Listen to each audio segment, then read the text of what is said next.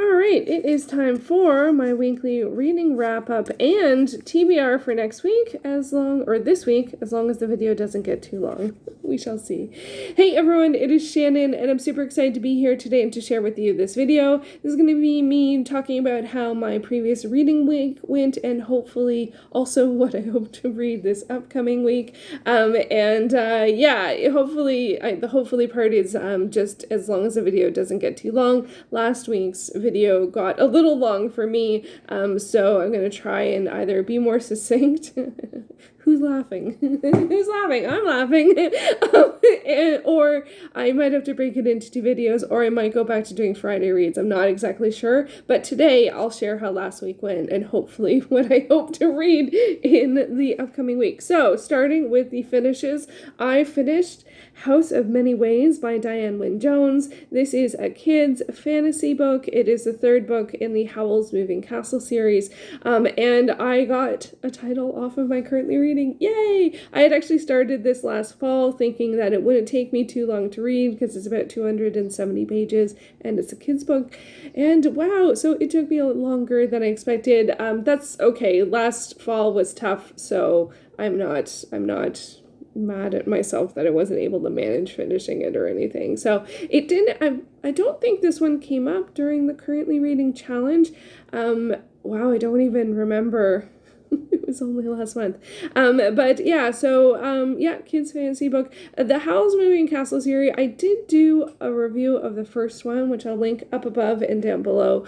It was part of my sci-fi fantasy and weird exploration. Ooh, I forgot that it was a continuation of a series. That's actually a goal of mine, to read continuation, so I have to add that to my list. Yay! To be honest, the series was not a fave. I enjoyed this one the most out of the 3.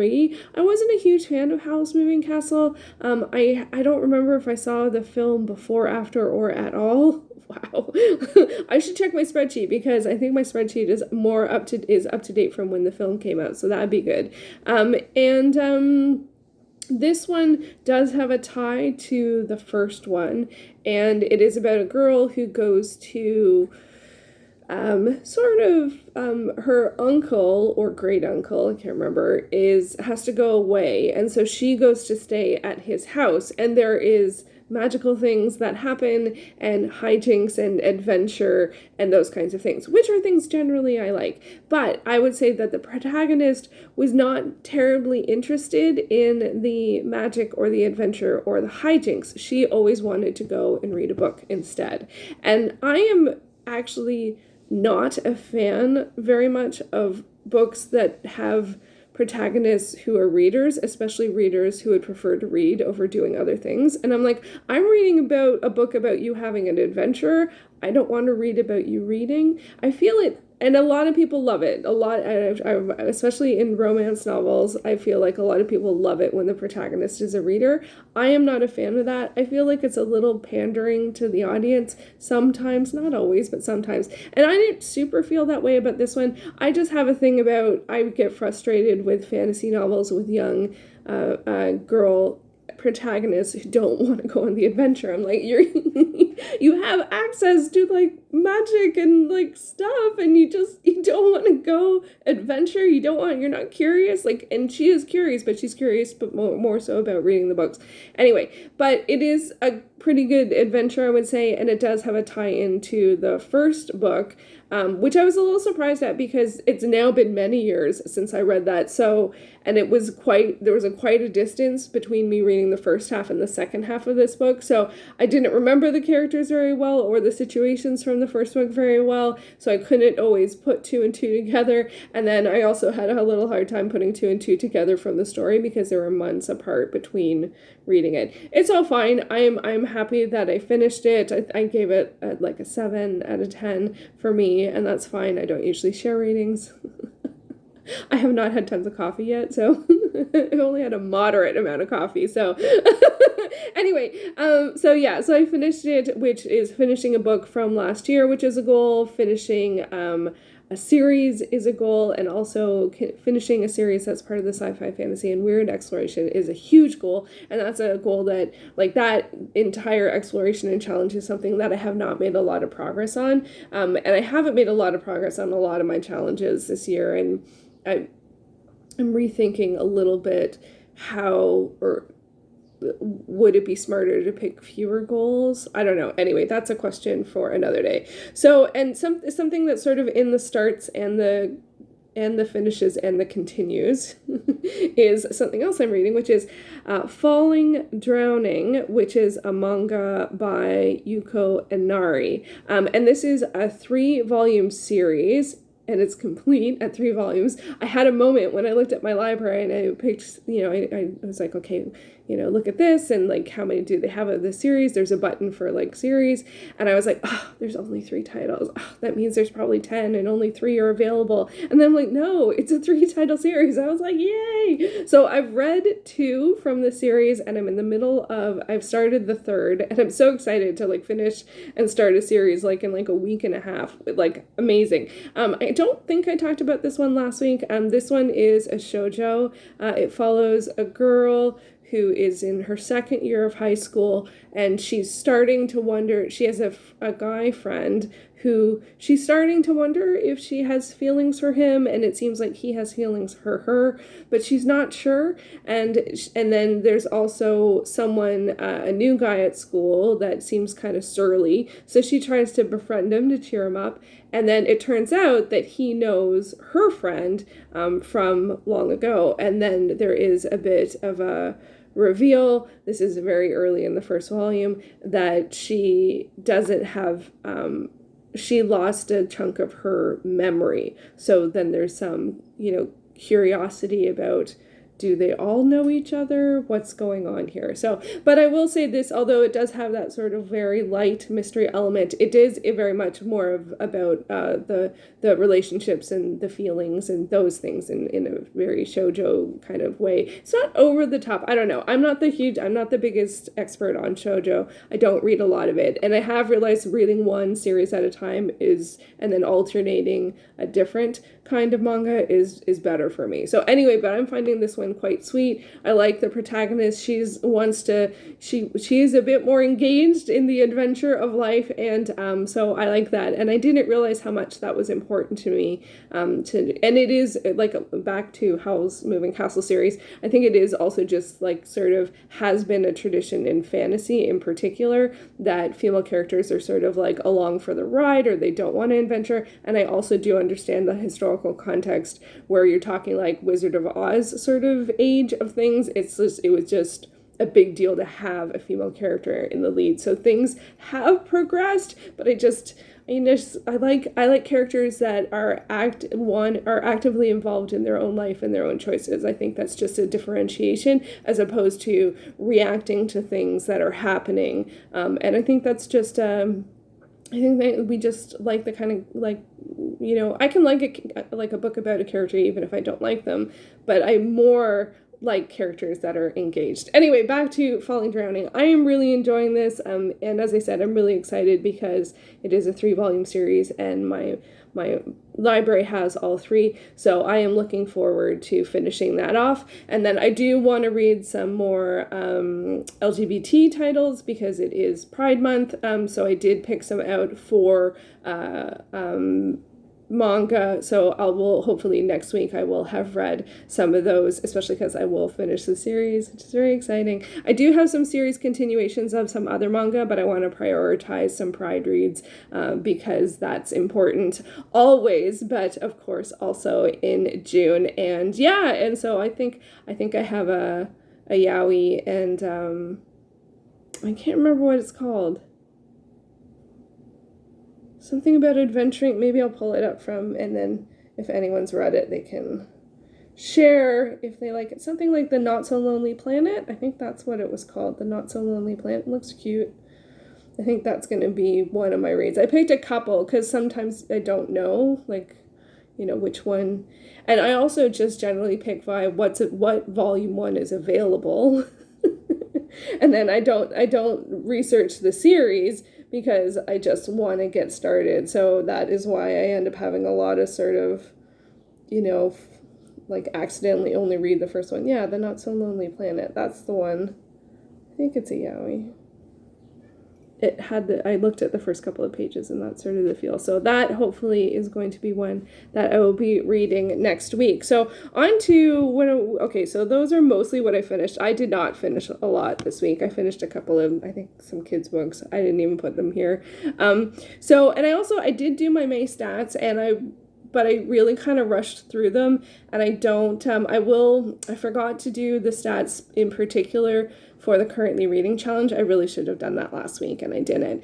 So hopefully I will do that because I need to do my reflections video. So that I had planned to to publish it this week, but I forgot to plan to do the research, to do the numbers, to film it. So that was bad planning on my part. I'm feeling like I might need to go back to not filming on the weekends. I don't know. Anyway, so that was a goof on my part. But in general, for my May stats, I rushed through them a little bit. I have had a couple of late start days, and so I haven't done stuff with as much attention or care. And I did do the stats, the numbers, with attention and care. I just didn't pay much attention to what progress I made on which challenges.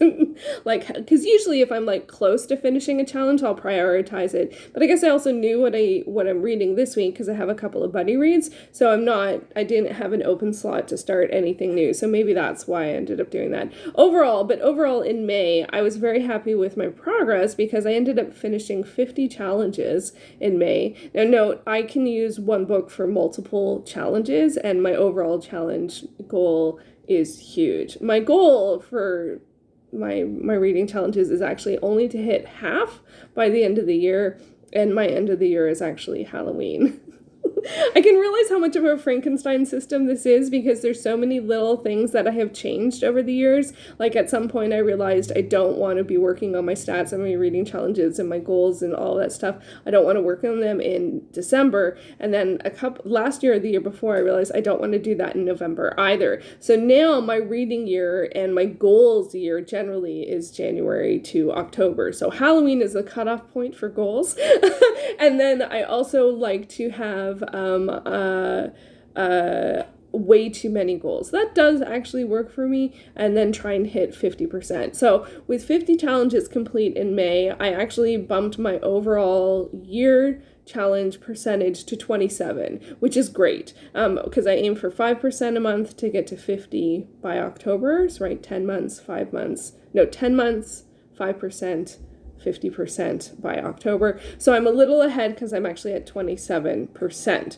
So so it was a good month, and the only other month that I did more challenges was in February. I hit 51 challenges. So I think finishing off some of the stuff I'm currently reading really did make a difference. But I really didn't think I was going to do well because the focus wasn't to work on my challenges. But I guess finishing some of the titles or reading some of the titles did work. And I know in that last week in the month, I did finish the Prose Edda, which got me 5 or 6 goals. And then I can't remember something else. So I don't know. I talked about it last week, so it's out of mind, out of sight. So I think that's good. But as I said, I am kind of rethinking my challenges. But my thinking's not just there yet. I think I need to finish up reflecting on May before I can look forward. So it kind of means June will probably be a bit of a bypass month in terms of just sort of keep on keeping on, and then actually make more movement towards my goals in July. That being said, I do weekly TBRs, so at any week point, at any new week, if I realized, I only need one more title for this challenge, or gosh, I haven't hit that challenge at all, or I want to stay the course and make sure I'm even for that challenge, which is a problem because, as you can see, those are energies for each and every kind of challenge, right? If I'm on track, I want to stay on track. If I'm falling behind, I want to make progress. If I haven't started at all, I want to start. And if I'm close to finishing, I want to finish. So in some ways, it's good because whatever energy I feel, I have a challenge to work on. But it also means every single challenge has a driving force behind it. So it's not great, but it also is great. I don't know. I also don't feel like I don't really want to stress too much about it. It's all in service of organizing to support my overall reading goals. So like all of these challenges are meant to do that. But I feel kind of like my instinct is kind of like I would like to make progress. One, I know for sure I want to finish by Halloween everything that was on my currently reading as of May 1st, like everything as of the challenge started. I know that. I can feel that. And I do want to get down to my 20 title ideal TBR, ideal currently reading, and see if that works. And if it works, stick with it. Those are the two things that I really want to do. And they actually don't really match into my other challenges. Because it's more about reading style. But overall, in terms of goals, I would like to read more novels in terms of like the adult speculative fiction novels that I enjoy, and like in terms of science fiction, fantasy, and urban fantasy. I really would like to get back to that. That's something that's sort of fallen by the wayside, and so hopefully I will get back to that. We'll see if anything I pick this week ended up being that it won't initially. But that's just one of like the many goals I have. Anyway, but yeah, I think adult speculative fiction series and titles is something that I would like to have very consistently on my roster. And it's not, I have been making some progress. It's just I can go a month without finishing a title for that, and that feels like that doesn't make any sense if that's a priority for me. Anyway, let's continue on, or should we leave it there and should I do my TBR video separately? Let's do that. I don't have a second video. I don't have a film or TV video this week, so I'm going to do my TBR separate. So those are my thoughts on what I finished this week. I feel like I don't want this video to be too long.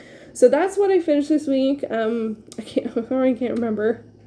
House in Many Ways and Falling Drowning. Let me know if you have any LGBT manga titles for Pride Month that you would recommend. I do sort of go with whatever my library has available, and they actually do, like I put volume 1 and comics and graphic novels and available now and LGBT. So that's actually that's a fair amount of parameters that are great in terms of being able to find titles. But I don't have any current series that I'm reading, so we'll see how the Not So Lonely Planet goes, and I'll see what other titles are available. But yeah, I would love to hear what you're reading for Pride Month.